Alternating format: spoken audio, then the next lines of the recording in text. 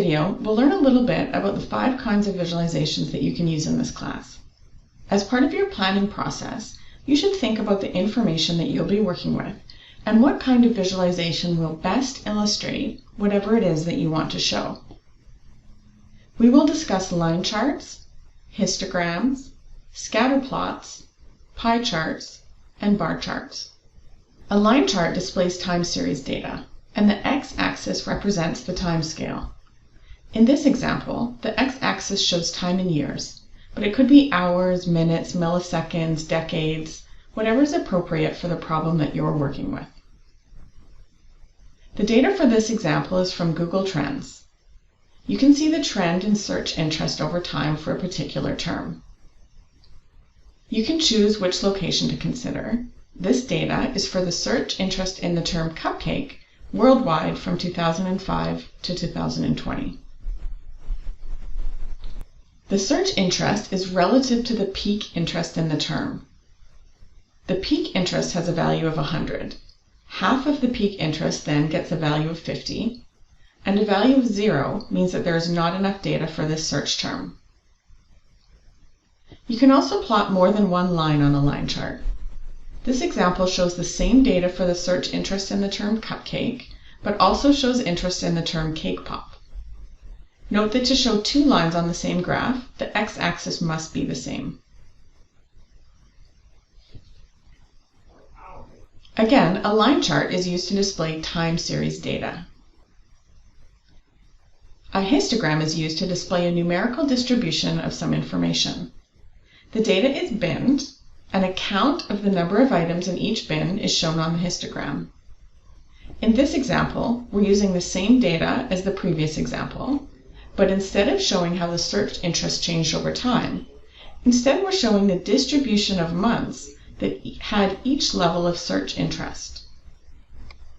Search interest ranges from 0 to 100, and I chose to create 10 bins of equal size, but I could have created any number of bins depending on how fine or coarse-grained I wanted the distribution to be. Looking at the leftmost bar, this histogram shows that there were 9 months with search interest level between 0 and 9. Then moving to the next bin over, there were 25 months with the search interest level of 10 to 19, etc. We can also create double histograms that bin multiple sets of information and display the count for each bin in each set. As you can see, the bins are the same. There's 10 bins of equal size. But now, for each bin, we can see how many months had that level of search interest for both cupcakes and cake pops. Again, a histogram is used to display a numerical distribution of some data. A scatter plot shows the relationship between 2 variables by plotting one variable on the x-axis and another on the y-axis. This example plots the average temperature against the precipitation for days in December 2020 in Vancouver, BC. Each individual data point represents one day, and its position is relative to that day's average temperature in degrees Celsius and precipitation in millimeters. In this scatter plot, I don't see a clear relationship. If there tended to be more precipitation as the temperature increased or decreased, we would expect to be able to see that relationship on the scatter plot. Again, a scatter plot shows the relationship between 2 variables. A pie chart is a circular graph that is divided into slices to show proportions of the whole. In the example, we can see the proportions of Canada's population based on the province or territory in which people lived in 2016. This information is from the 2016 Canadian Census. A pie chart always shows proportions of a whole, so it is only appropriate in cases where you want to break down a set of information into parts based on some criteria. Again, a pie chart is a circular graph that is divided into slices to show proportions of the whole. A bar chart is a visual representation of categorical data, and, as such, does not always have an x-axis that is ordered. The example shows the number of individuals who worked in particular industries in Canada in 2020. This information is made publicly available by the Government of Canada. Each industry is a category, and there is no inherent ordering to the categories. We could choose to order them alphabetically or by some other ordering scheme, but the graph is correct and useful regardless of the order of the categories. Note that this is not true of a histogram. For a different bar chart, it's possible that the categories would have an inherent order, for example if they represented years, but they will not always have an inherent order. We can also create double bar charts that show more than one set of information for each category. In this example, the categories are the same, but the bar chart is showing information from 2010 and 2020. We can use this bar chart to see some differences in where individuals in Canada were employed between 2010 to 2020.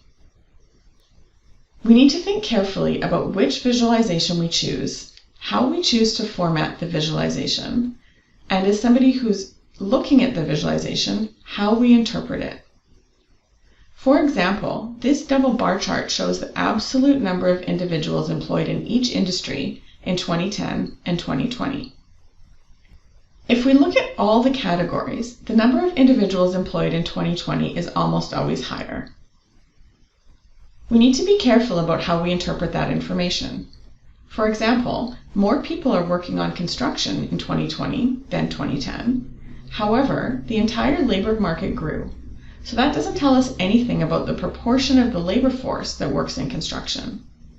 If we were interested in the proportional growth or decline of these industries, we'd need to create another graph. Similarly, we need to choose our axes carefully. These two line charts are intentionally unlabeled and contain fake data points. They are both displaying the same data, but the range of the y values on the y-axis varies. Note how the first graph makes the data look fairly steady, while the second makes the data look like it has a dramatic increase. As the designer of a visualization, we need to choose how to display our data carefully so that we are providing an honest portrayal of the data. When we are reading and interpreting graphs, we need to think carefully about the meaning of the data and how it is displayed. Our course doesn't go into further detail about how to visualize data or how to interpret visualized data, but it's an interesting area to continue to explore on your own.